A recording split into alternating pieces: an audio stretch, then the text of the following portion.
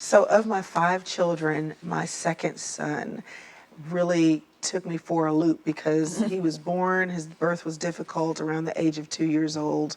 He wasn't talking, so we started going through that, is he autistic and all that. And he ended up going to preschool class for children with disabilities. He didn't speak in full sentences until he was 5.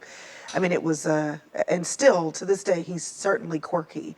But I'll never forget one of the language therapists that I took him to, that she said, no, he's not autistic, and she gave me some other diagnosis. But the point is, she said, I want you to work at just getting into his world. She said, he's trying to communicate with you, and eventually he'll learn how to do that. But in the meantime, you want to keep him interested in communicating with you.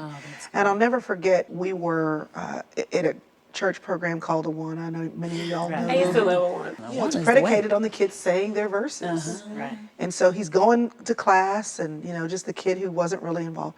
Well, I found out that if I write words that they were simple or draw pictures, he could still memorize the order of the cards.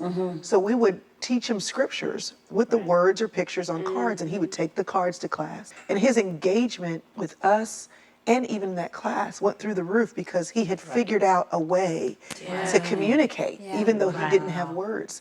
And in my parenting journey, I think that our kids are always trying to communicate with us. And even if it's not a matter of words or ability or disability, as human beings, it's built into our DNA to want to be seen, to have connection. And who else do we want that with more than with our parents?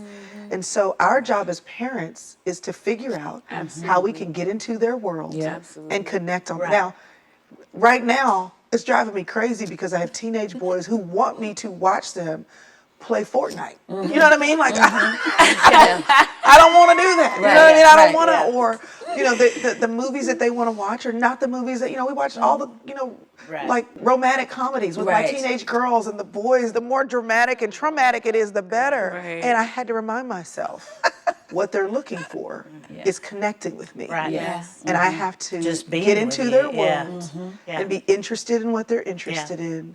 Even if I'm not, because what I'm communicating to them is that I'm here for what you have to say. Absolutely. And the conversation will change. But if I want to get to the conversations that I want to have, I got to start with the conversations 100%. They want to have. It's challenging because when you have multiple kids, you've got 5 kids, you've got when you're busy, when you're working, and you've got attention that you're trying to give to your spouse or to your job, and you're trying to do all things well, connecting with them it takes energy, especially when you're not interested. You know what I mean? Right.